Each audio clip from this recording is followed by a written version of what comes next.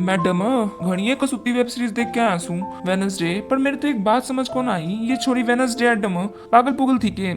देखो, उसकी जो पर्सनैलिटी है उसे साइकोलॉजी के अंदर एक कंसेप्ट है डार्क ट्रायड ट्रेट के नेम से लिंक करते हैं। मैडम यो क्या होया करे?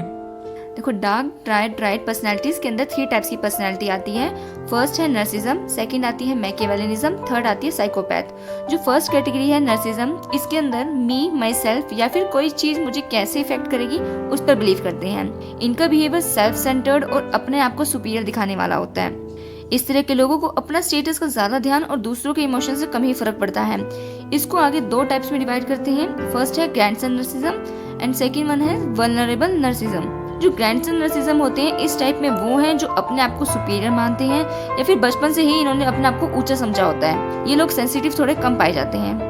इसके बाद आता है वल्नरेबल नर्सिज्म। इस टाइप में वो है जिन्होंने बचपन में कोई ट्रॉमा से गुजरे होते हैं या अब्यूज सहा होता है, जिसकी वजह से थोड़े ज्यादा सेंसिटिव हो जाते हैं और उसी सेंसिटिविटी को छुपाने के लिए ये काफी डिफेंडिव हो जाते हैं। सेकंड कैटेगरी आती है मैकियावेलिज्म की। मेरे लिए इसके अंदर क्या है या फिर मैं इस चीज को कैसे पा सकता हूँ, इसके लिए उसे कुछ भी करना पड़े, जैसे चोरी करना हो, लोगों को मैनिपुलेट करना हो अपने डिजायर्स को कंप्लीट करने के लिए। थर्ड कैटेगरी है साइकोपैथ की, जिनकी साइकोलॉजी होती है आई डोंट केयर या फिर कैसे मैं किसी को अफेक्ट करूँ। इनके अंदर लो लेवल ऑफ एम्पैथी होती है और इसी का दूसरा नाम होता है एंटी सोशल पर्सनैलिटी डिसऑर्डर। और अगर हम इन तीनों को कंबाइन कर दें तो वर्ल्ड में मैक्सिमम क्राइम के जो केसेस होते हैं वो इन तीनों कैटेगरी के लोग ही करते हैं। मैडम या तो फिर मेरे अंदर भी हो सके। हाँ, हो सकता है, क्योंकि ये सबके अंदर होते हैं। कोई इन पर कंट्रोल कर लेता है और कोई नहीं।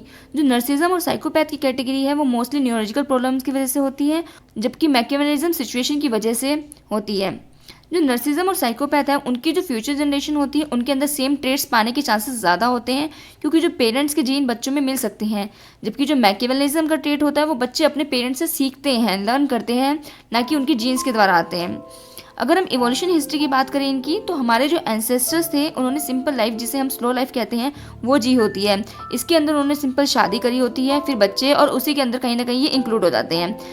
जबकि जो दूसरी कैटेगरी होते हैं, ऐसा माना जाता है इन ट्रेट्स वाले के एंसेस्टर वॉर में ज्यादा इंक्लूड रहते हैं, जिसकी वजह से इन्होंने शादी नहीं करी होती और इनका रिलेशन भी काफी मल्टीपल पार्टनर से रहा होता है, जिसकी वजह से इन्होंने अपनी फैमिली काफी कम बनाई होती है, जिसकी वजह से इनमें लो लेवल ऑफ एम्पैथी पाई जाती है। तो मैडम वेनसडे तो क्यों रिलेट हो गए सब? देखो, वेनसडे एडम थी ना, उसकी पर्सनालिटी नर्सिज्म वाली भी थी, जिसे सिर्फ अपने से फर्क पड़ता था। मैकियावेलिज्म वाली भी थी, जो लोगों को मैनिपुलेट भी इजीली कर लेती थी अपना काम निकालवाने के लिए। और रही साइकोपैथ, तो उसे हमारी तरह ब्लड या फिर जिस चीज से हमें दुख होता है उससे कम ही फर्क पड़ता था।